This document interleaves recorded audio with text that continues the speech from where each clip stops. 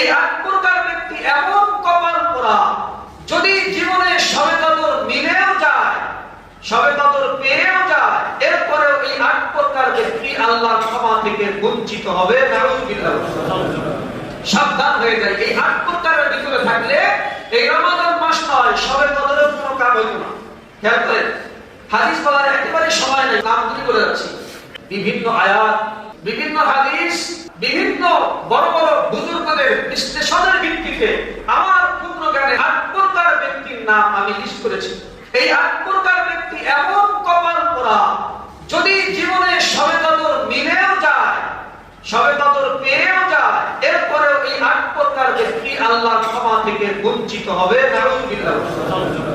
সাবধান হয়ে যায়। এই ৮ প্রকারের ভিতরে থাকলে এই রমাদান মাস নয়, শবে কদরের কোনো কাজ হইতো না। খেয়াল করেন, হাদিস বলার একেবারে সময় নেই, নামগুলি করে যাচ্ছি। ১ নম্বর, মুশরিক, যে আল্লাহর সাথে শিরিক করে, অংশীদার স্থাপন করে।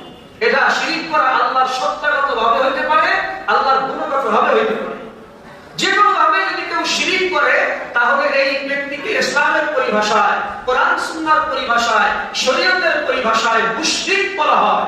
এই মুশরিক ব্যক্তি এই শবে কদর, শবে বরাত, মহামূল্যবান রজনীগুলিতেও আল্লাহর সাধারণ ক্ষমা থেকে বঞ্চিত। নাউযুবিল্লাহ। ২ নম্বর, মুশাহিদ, বিদ্বেষ পোষণকারী, মানুষের নামে শুধু বিদ্বেষ ছড়ায়, মানুষের শুধু গীবত শিকায়েত করে, মানুষের নামে শুধু বদনামি রটায়।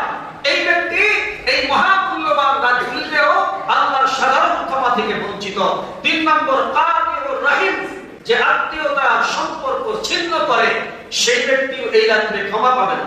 ৪ নম্বর হচ্ছে আকুল ওয়ালিদাইন, অর্থাৎ পিতা মাতার অবাধ্য সন্তান, এই রাত্রিতেও বঞ্চিত হবে। নাউযুবিল্লাহ। ৫ নম্বর, মুদমিনুল খামার, যে নিয়মিত মদ পান করে, নিয়মিত শরাব পান করে, এই ব্যক্তি এই রাত্রে আল্লাহর সাধারণ ক্ষমা থেকে বঞ্চিত হবে। নাউযুবিল্লাহ। ৬ নম্বর, সাহেব, জাদুকর, জাদুবিদ্যায় পারদর্শী, মানুষের হাত দেখে ভবিষ্যৎ বলে। নাউযুবিল্লাহ। এই জাদুবিদ্যায় যারা পারদর্শী এবং তাদেরকে যারা বিশ্বাস করে, এরা এই রাত্রিতে ক্ষমা থেকে বঞ্চিত হবে।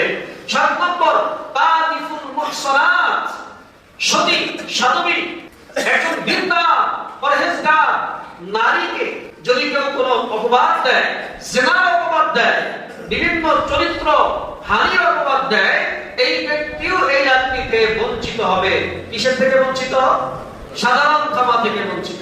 ৮ নম্বর, আকিলুর রিবা, যারা সুদ খায়, সুদখোর যারা, এরাও এই রাত্রিতে আল্লাহর সাধারণ ক্ষমা থেকে বঞ্চিত হবে। সময় যেহেতু কম, আমি বিস্তারিত বলার সুযোগ পাইনি, এজন্য অনুরোধ থাকবে, অন্তত আর যাই কিছু করি আর না করি, এই ৮ প্রকারের ভিতরে যেন আমি আপনি না থাকি। আল্লাহ পাক আমাদেরকে তৌফিক দান করুন। সুবহানাল্লাহ।